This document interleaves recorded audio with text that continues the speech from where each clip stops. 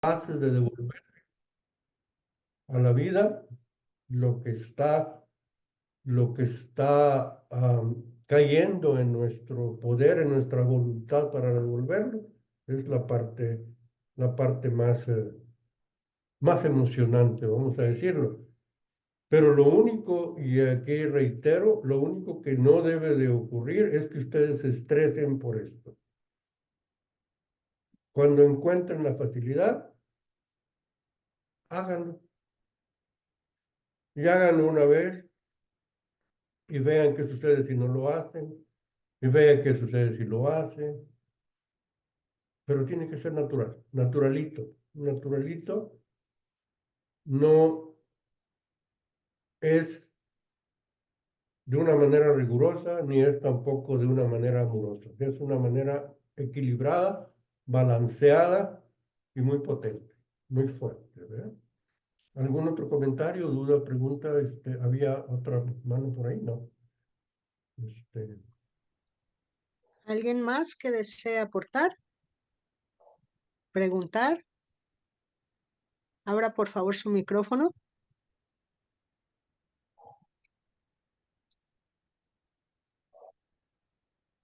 Parece que no. Rosita se acercó a mover su micrófono. Rosita Sánchez va a hablar algo, nomás se está acomodando físicamente. Ok, no pasa nada. Es un ejercicio de voluntad. Muy bien, vamos a continuar. Vamos a continuar viendo la presentación y ver la siguiente filmina en donde ya vamos a 25, 2 y 3, donde la Torá dice: diles a los hijos de Israel que me tomen ofrendas donadas por todo hombre, que las tome de corazón. Y estas son las contribuciones que tomaréis de ellos: oro, plata y cobre. O sea, aquí hay ya una orientación literal hacia las personas, ¿verdad? En lo que se refiere a la aportación. Y aquí, si vemos literalmente la interpretación de la pregunta que hacía Eloísa, pareciera ser que queda excluido el tema de servicio. Pero esta es la interpretación literal. En la interpretación emocional o la interpretación, hoy en día el Sefer Torah es el Reshimot del Mikdash. Es la única huella que tenemos de toda aquella maravilla. Por eso es muy importante sostenerla y expandirla. No les voy a traducir el Reshimot y Mikdash, se los voy a dejar de tarea, para que ustedes vean que a veces es inevitable el uso de palabras en hebreo, ¿verdad? Porque toda la Kabbalah viene de esta cultura, y se pueden usar palabras, o si quieren investigar en este momento, aquellas personas que tengan la facilidad de revisar en el internet qué quiere decir Reshimot y qué quiere decir Mikdash, y que nos lo compartan. De esta manera estamos aportando para darnos cuenta de estas bendiciones, de estas maravillas. En el 09 nos dice el Éxodo: exactamente como muestro el diseño del tabernáculo y el diseño de todos sus muebles, así lo haréis. Y si ustedes leen el Éxodo, o sea, da un detalle y una precisión abrumadora de cómo debe de ser el lugar sagrado. Pero está referido a aquel entonces. O sea, el Éxodo fue documentado más o menos 900 años antes de Cristo, ¿no? Entonces, eh, la realidad, el Malhut que revela esta porción está referido a algo histórico. En lo que nos debemos de fijar es en la precisión con lo que va detallando, la construcción de un lugar sagrado. Y si hacemos esta interpretación emocional para aquellas o aquellos de ustedes que han tenido la oportunidad de asistir a nuestras ceremonias cósmicas, donde un maestro a las 7 de la mañana todos los días o a las 10 de la mañana los domingos da una ceremonia cósmica. Le llamamos cósmica porque es ecuménica, porque es universal, porque está relacionada con el universo, no tiene y desea no tener ninguna connotación de orden religioso. Y ustedes ven con el esmero que el gurú o el jerarca, el miembro de la jerarquía consagrada, prepara el altar con muy pocos elementos, o sea, con 4 elementos muy sencillos, con 3 luces, con un poco de incienso, con un poco de tierra, con un poco de agua, pero tiene un cuidadosísimo detalle, y a esto se refiere esta porción de Truma. O sea, el cuidado con que tus cosas materiales son preparadas para acercarte a la divinidad, con higiene, con limpieza, de ser posible con tu cuerpo aseado, haber tomado un baño, haber preparado mental y físicamente todo para un lugar tan importante en donde va a estar la representación de Dios, bendito sea Él. Entonces, esto es el mensaje que reside detrás de la literalidad. Si no vamos a hacer una tienda de 10 pliegos y de 11 codos, los techos y los lienzos, 11 lienzos en un lado y 11 lienzos en el otro, y el techo. No, no vamos a construir eso.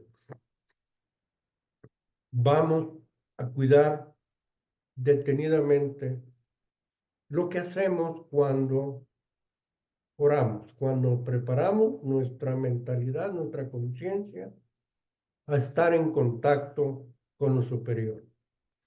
Entonces, esta es la parte más hermosa de esta paracha. En la sección 8.9 dice, me harán un santuario y moraré en medio de ellos. Como todo lo que yo te muestro, el modelo del tabernáculo y el modelo de todos sus utensilios, así los haréis. Entonces, esto es la literalidad, ¿verdad? Entonces, en teoría es Dios el que está instruyendo a Moisés de cómo haga su templo. Después de darle sus leyes, después de darle todo lo que vimos en la semana pasada, en el Éxodo 21 y 22, las leyes de cómo tratarse entre sí, de cómo tratar a sus riquezas, a sus esclavos. Ahora nos dice cómo es el lugar en donde residiré para que me adores. Y es otra vez la materialización de lo divino. Dios no solo está en el tabernáculo, Dios en nuestra visión panteísta está en todo,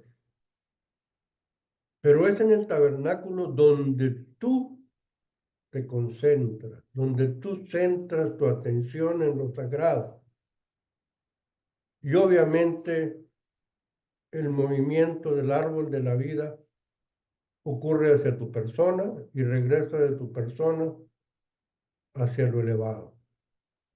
Y ocurre esta circulación de la luz que decía el maestro Marcelli, donde está yendo de lo superior hacia lo material y de lo material a lo superior, generando constantemente un reflujo energético que va creando un círculo que va en aumento a la velocidad en que cada uno de nosotros, cada una de nosotras, estamos listos para este constante reflujo, flujo y reflujo de crecimiento. A esto se refiere de forma emotiva la interpretación de esta porción, de esta parte de la porción de la parashá. En Éxodo 3.5 referimos nuevamente cuando Moisés acaba de salir, nos regresamos un poquito antes, cuando Moisés se regresa de vivir con Yetro, de vivir con su hija, y se acerca al monte Sinaí, cuando por primera vez una oveja se había perdido y le dice a su hijo mayor, ¿qué hay ahí? Y entonces este es el lugar sagrado. Y una voz le dice, no te acerques, quítate el calzado. Este lugar donde estás parado es sagrado. O sea, el hecho de quitarnos el calzado cada mañana cuando nos acercamos a la ceremonia, estamos reconociendo la sacralidad del contacto con la divinidad. O sea, así te darás cuenta en el contacto de la ionización positiva, cuando los iones negativos son descargados en la planta de tus pies hacia la tierra, en ese momento te encuentras preparada, te encuentras preparado para conectarte con lo superior, para conectarte con lo divino, para mistificar ese momento de tu vida que le vas a dedicar a la conexión. Entonces, Moisés en ese momento se sorprende de la conexión tan directa, de la conexión que la divinidad hace con él. Y obviamente queda pasmado, queda absolutamente sorprendido, pero adquiere una confianza de ir una sola persona, un pastor, y regresar con aquel faraón que había sido su hermano, que había crecido junto con él, que era su primo hermano cuando fueron niños, ¿verdad? En toda aquella parafernalia faraónica, por eso la palabra faraónica nos hace ver en esto, y él solo, con solo la fuerza de la divinidad, va a hacer aquella misión de liberar al pueblo de Israel. ¿De dónde salió esa energía? De su corazón y de su experiencia. En el Génesis, en el 23-24, nos dice también, entonces Dios, bendito sea Él, aquí está el tetragrametrón, y ve, desterró al hombre del jardín del Edén para que labrara el humus Adamá del que había sido tomado. Fue expulsado el hombre y al oriente del jardín de Edén estaban apostados los querubines y la espada de fuego que siempre giraba para guardar el camino al árbol de la vida. Entonces, esta connotación negativa de la expulsión de Adán y Eva del jardín del Edén tiene detrás la interpretación de que gracias a esta expulsión, la integración de la polaridad entre hombre y mujer va a integrarse. Lo que el maestre de la Ferrier nos dice en la actualidad, la integración de lo que es y de lo que no es, de la tesis y de la antítesis, y de aquello que tiene significado vivirlo.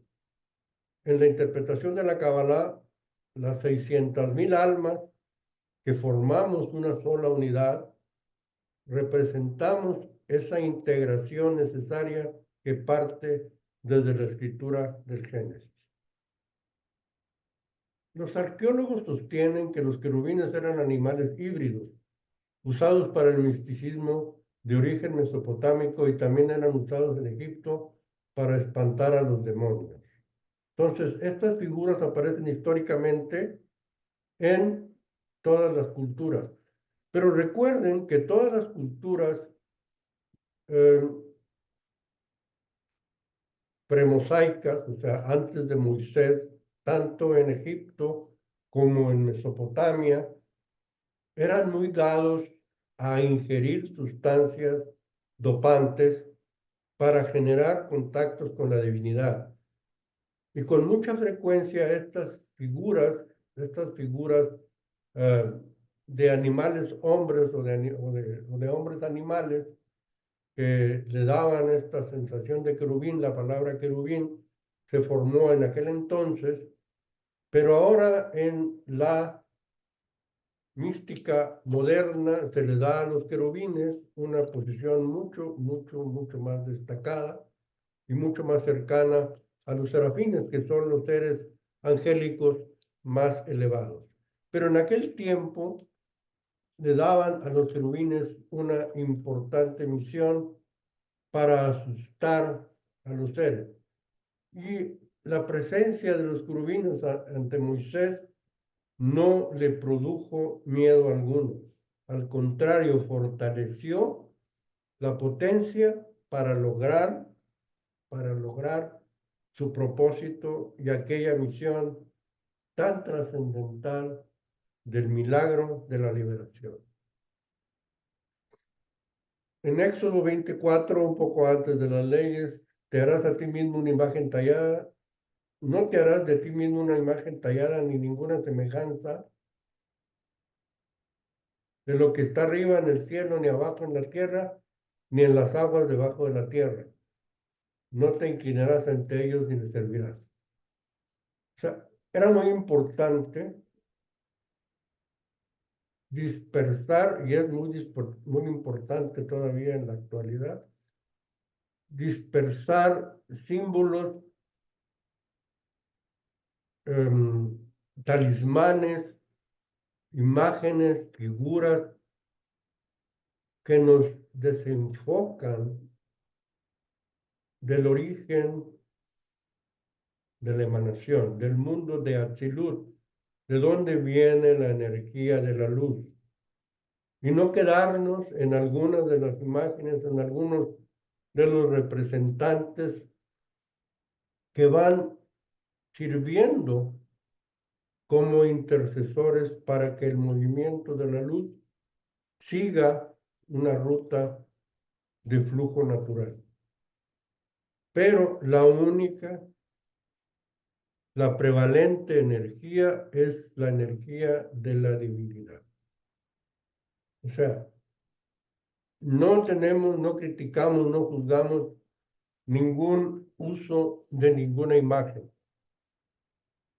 siempre y cuando no te distraigas de lo que estás buscando. Si estás buscando la intervención, está muy de moda eh, San Juditas Tadeo. De repente encontramos un canto milagroso que nos sirve como conexión. De repente encontramos la intersección de otros seres. Pero no olviden que lo que están haciendo es una función de mensajeros, una función de unidad. Y siempre recuerden, observen lo que sucede, observen lo que sucede. Y siempre que suceda algo, comprendan que viene desde lo superior. Que todos los elementos que están en medio, que todas las imágenes, que todas las figuras, son esencialmente símbolos de seres que están en sus niveles de conciencia más amplificados, sirviendo a la gran misión de la divinidad. Entonces, hagan su conexión con lo superior con profunda humildad, anulándose a ustedes mismos, sabiendo la enorme diferencia que existe entre lo superior y nosotros, pero maravillándonos de la capacidad de podernos conectar con ella. Y de una forma permanente estar recibiendo en cada inhalación y en cada exhalación la oportunidad de estar vivos. Y al estar vivos, de ser útiles y de servir y de ser capaces de otorgar a la vida lo que la vida nos da en demasía, en exceso. Entonces, no nos distraigamos con imágenes y con figuras, permanezcamos en conexión. Terumán dice, haz 2 querubines de oro labrados a martillo en los 2 extremos de las cubiertas. Haz un querubín en un extremo y el otro querubín en el otro extremo de una sola pieza. Con la tapa harás que los querubines en los 2 extremos. Los querubines tendrán sus alas extendidas arriba, cubriendo la cubierta con sus alas. Estarán uno frente al otro, los rostros de los querubines vueltos hacia la cubierta. O sea, no cabe duda que quien estaba haciendo esta narración y documentando la Torá en ese tiempo tenía una visión clarísima de lo que la divinidad, a través de su interpretación, estaba pidiendo. Y se habla de la existencia, de la búsqueda del arca, del arca sagrada, siempre ha sido un misterio, un mito y una trascendencia por la belleza a la que se le adjudica, por la forma en cómo está construida, por el fervor que se inculcó en ella y por la forma y el beneficio que produjo. Pero otra vez nos encontramos ante el riesgo de hacer de esta caja el centro de nuestra adoración, de nuestra divinidad. Y constantemente la divinidad nos está advirtiendo, no es ahí donde debe estar tu corazón. Estos son símbolos, estos son caminos, estos son rutas, son trayectorias para que en su ejecución te conectes. La conexión es nuestro propósito, es la idea central de la Kabbalah. O sea, estar conectados y conscientes de qué tamaño es la forma de tu conexión para que anulándote en el siguiente espacio crezca un poco más. Es un ciclo maravilloso.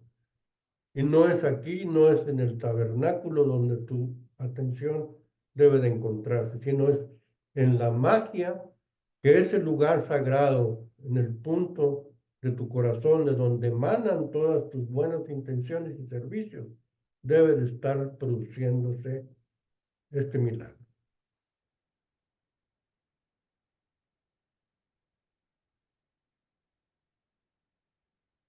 La Kabbalah, en la Kabbalah la conciencia madura cuando la presencia de la mentalidad de Imá entra en Sarampin.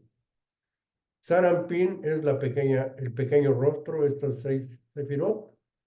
¿Verdad? Este es Malhut y este son las sefirot de arriba. Imá es una forma de la energía femenina que nutre a Malhut. Esta maduración de conciencia recibe y vibra de una manera natural. Por eso, para las damas es más importante y tienen mayor capacidad de comprender la Kabbalah, porque tienen esta conciencia de feminidad mucho más elevada en todos los mundos, en Atzilut, en Briyá, en Yetzirah y en Asiá. O sea, la energía femenina, la energía materna, y más es una forma cariñosa de llamar a la madre, que fluye en esta mentalidad receptora en la cábala. Recibir para dar.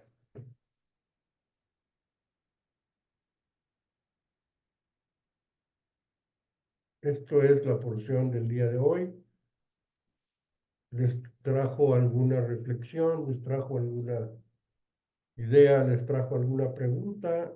Yo les pido de favor que nos compartan su inquietud, que nos compartan sus dudas, que nos compartan sus ideas para de alguna manera generar un diálogo, generar una condición. Recuerden, el maestro de la Ferrer decía, no solo es la intelectualidad lo que tienes que estar moviendo, es también la parte de significado. Yuli, con mucho gusto, adelanto. Sí, muchas gracias. ¿Pudiera explicar cuál fue la relación de lo que mencionó de Éxodo, que habría que traer estos tres metales bueno, los metales de oro, plata, el otro no lo recuerdo porque no encontré la relación entre el Cábala y esto que mencionaba. Ok, Muchas gracias. sí, con mucho gusto. Recuerden que la cábala viene de Abraham y Abraham venía de Persia, venía de la ciudad de Ur, en donde está el verdadero origen de la astrología. El asunto de la astrología siempre ha traído riesgos porque otra vez distrae al hombre del significado importante. El oro representa al sol, la plata representa a la luna y el cobre tiene diferentes interpretaciones, pero es esencialmente el planeta de Mercurio, o sea, son la luz, la luz reflejada en la plata y la circulación de la luz a través del cobre. Entonces, este es una interpretación que pudiéramos darles a el hecho de decir, el oro es el metal más puro, es el metal que no se contamina. La plata es el segundo metal en donde la pureza se puede ver reflejada, pero su contaminación, su necesidad de corrección puede ser muy elevada. Se oxida muy rápidamente, muy fácilmente. El oro no, el oro tarda mucho en oxidarse y la capa de óxido es muy ligera. Vean ustedes los que tengan sus joyas de oro, permanecen intactas por mucho tiempo. Y así es la emanación de la divinidad. Así es la luz del sol, constante, permanente, dorada. La luz de la luna es una luz reflejada. Pero también esa ofrenda recibo. También esa ofrenda quiero de ti. O sea, cómo reflejas la luz que yo te doy, cómo se refleja en tu corazón. Y cómo retorna a mí reflejada.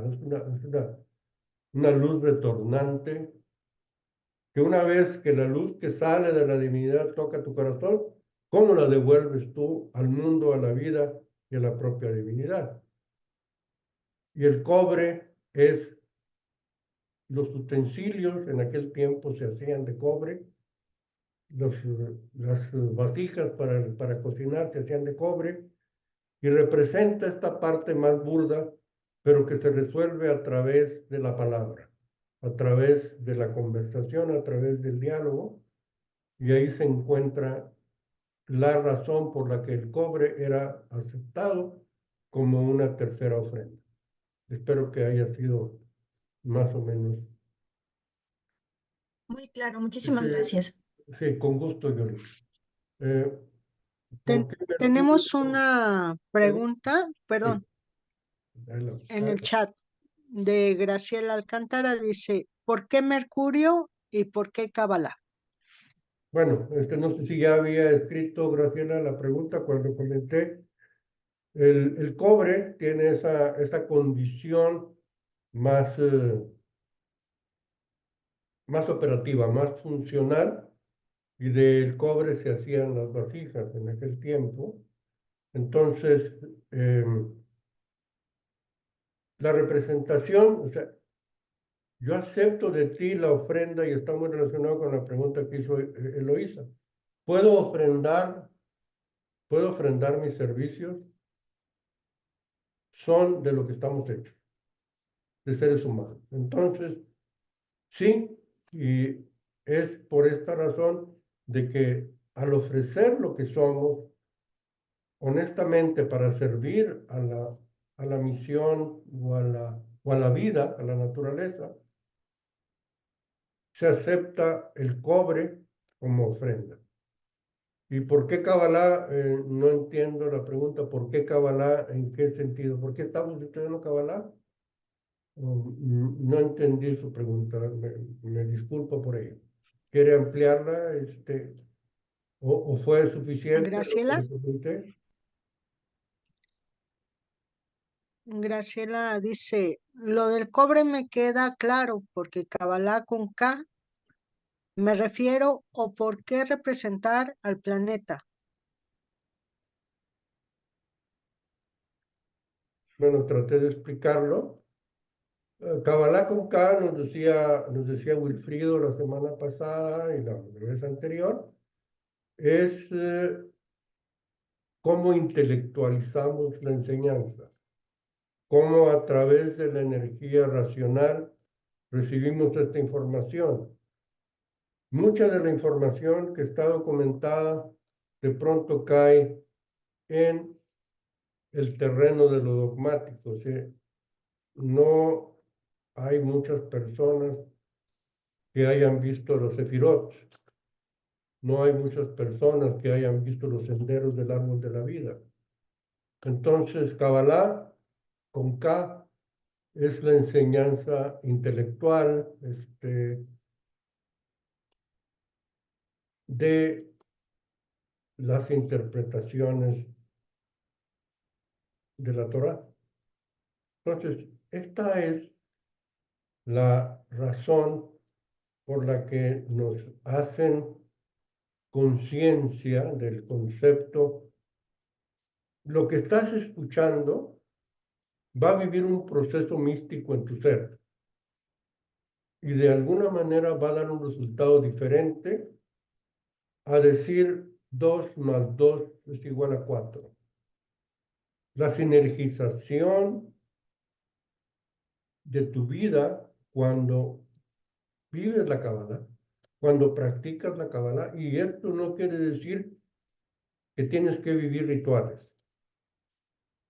La Kabbalah llega a tu vida de una manera tan personal y empiezan a hacerte sentido ciertas cosas.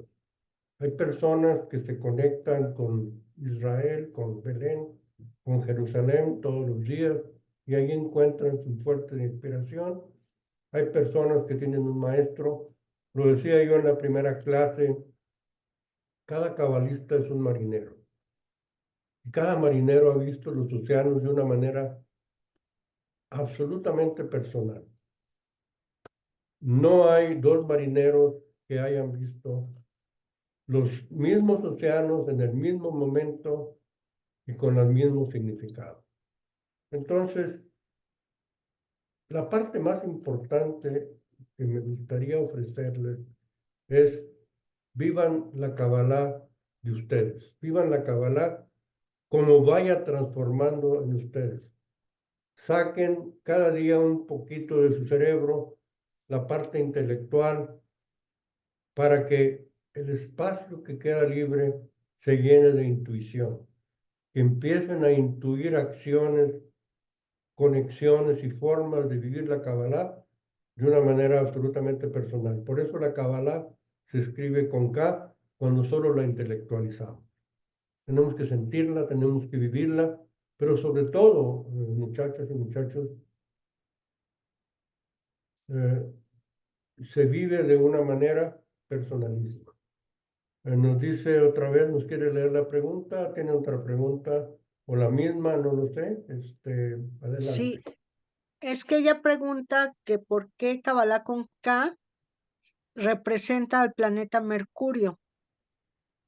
Yo no dije eso. O sea, Kabbalah con K Porque dice, comprendo que el sol es la luz, comprendo que la luna refleja la luz.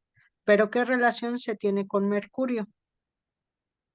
Ah, Mercurio representa la comunicación. O sea, la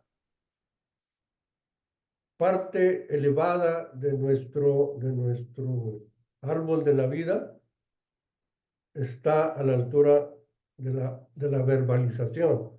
Es cuando verbalizamos, cuando oramos, oramos hablando, oramos verbalizando. Y Mercurio representa esa verbalización. No sé si me explico por qué es tan importante, es tan importante. Y cuando vamos al templo, ¿qué hacemos? Oramos, verbalizamos, ¿verdad? Entonces, por eso es la conexión, por eso es el significado. No sé si logro explicarme o si logro hacerle más amplia tu duda, Graciela.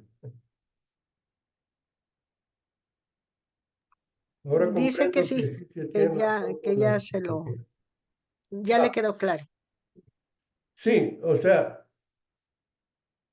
el asunto de la astrología es, y fue algo que nuestro maestro Abraham sintió desde sus tiempos. Estamos hablando de 3.800 años atrás. Es lo que voy a comentar, el peligro de la astrología. Cuando se estudia astrología, existe una tentación extraordinaria de hacer pronósticos, porque los ciclos cósmicos, los ciclos de la luna dura 29 días y un cuarto, 29 días y medio más menos un cuarto, los ciclos son variables, no son iguales cada mes. El Sol tarda 365 días y un cuarto en girar alrededor de la Tierra. O sea, los ciclos son muy precisos y se repiten muy constantemente. Sabemos que mañana, un poquito antes de las 7, va a salir el Sol. El riesgo que tenemos con la astrología es decir, como mañana va a ser el Sol y tu luna va a ser una conjunción con tu ascendente, entonces vas a sacarte la lotería. Y ese fue exactamente la conducta que produjo la denostación y la vulgarización de la astrología. La astrología no es una herramienta de pronóstico. La astrología es una ciencia de comprensión. Es una ciencia de entender cómo fluyen las energías en el cosmos. Si, por ejemplo, usted se para en la orilla de un río y ve con mucha claridad hacia dónde fluye la corriente, si usted tiene la misión de cruzar el río, va a cruzarlo llevando la energía y el flujo de la corriente para no desgastarse simplemente unos cuantos remazos para llevarla al otro lado del río. De tener esa capacidad, conociendo la astrología, de ver cuándo las energías son favorables y cuándo son desfavorables, le da un uso verdaderamente mágico a la astrología. Pero no lleguemos al hecho de decir, hoy no voy a salir de la casa porque es luna menguante. Toda la enseñanza desde el profeta Abraham y desde mucho antes es la energía con la que está donado, otorgado el ser humano, es superior a las energías que lo influyen. Y está en tu corazón la capacidad de resolver las energías que son antagónicas, porque tienes suficiente talento, suficientes dones para superar tus contradicciones, para ir más encima de tus contradicciones, porque la energía central en la carta natal, lo que está en el centro eres tú. Y esa energía está concentrada de los 12 signos y la caracterización de dónde se encuentran los planetas. Pero solo es una herramienta para tu vida. no es una herramienta para tu existencia, para que tú decidas qué hacer mañana. Es que Mercurio está retrógrado, no firmes ningún papel.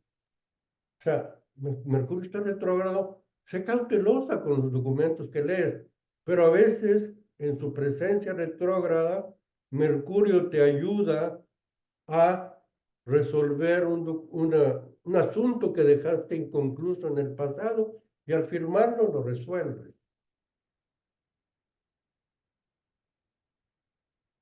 Exactamente.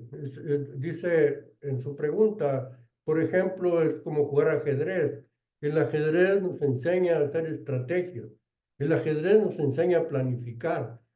Nos enseña a darnos cuenta de que si yo hago un movimiento, va a tener consecuencias 3 o 4 movimientos después, porque tengo uno potente. Y así la vida reacciona con nosotros. Si hoy yo hago algo en contra de las energías de la naturaleza y de la vida que promueven la vida, más adelante voy a tener que resolver el conflicto que me dio mi acción inapropiada o mi planificación indebida.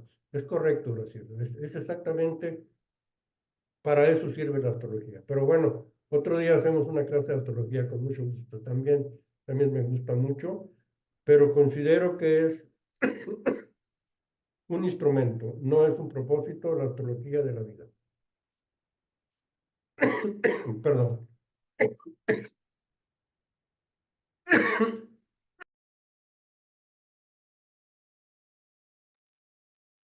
¿Algún otro comentario, duda, pregunta, inquietud, reflexión que haya surgido de lo que escucharon?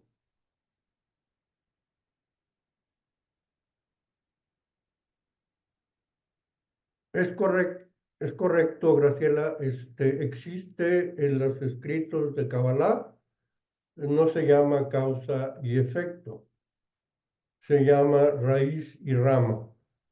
Nosotros somos las ramas de situaciones que tuvieron la raíz en mundos superiores.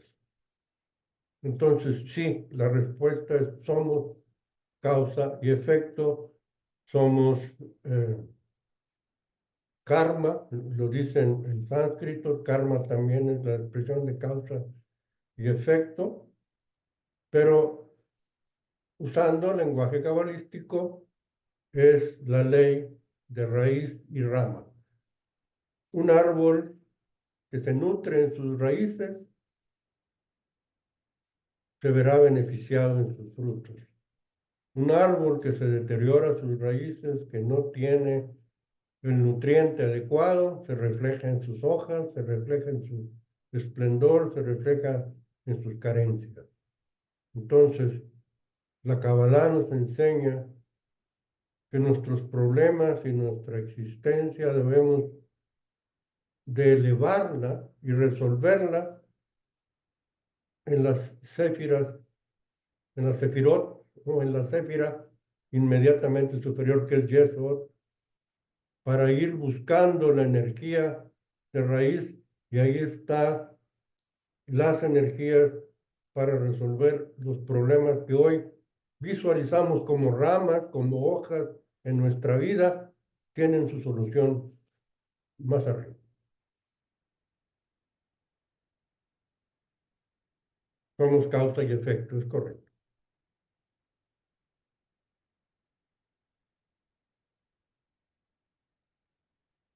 ¿Alguna otra reflexión, comentario, duda?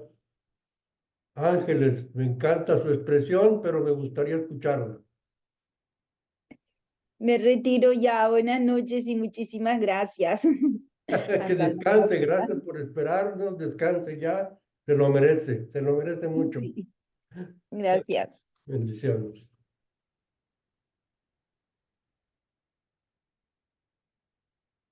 Muy bien. Creo que no hay comentarios, creo que no hay preguntas. Quedó perfectamente claro, o fue una gran duda todo. Bueno, ustedes decidan. Eloísa, tiene usted la palabra. Muchísimas gracias por el estudio, muchísimas gracias por estar aquí con nosotros. Los esperamos el próximo lunes. Va a estar el maestro Wilfrido y les agradezco mucho su compañía. Gracias. Gracias, buenas noches. Gracias a usted, Eloísa. Gracias a todos por su presencia. Gracias a todos por su paciencia. Cuídense mucho. Que haya una Gracias. excelente Buenas semana. Muchas gracias. Hasta Buenas luego, bye. noches. Buenas Buenas noches. noches, Buenas maestro. noches. Muchas gracias. Muchas gracias. Muy bonita clase. Gracias. Gracias.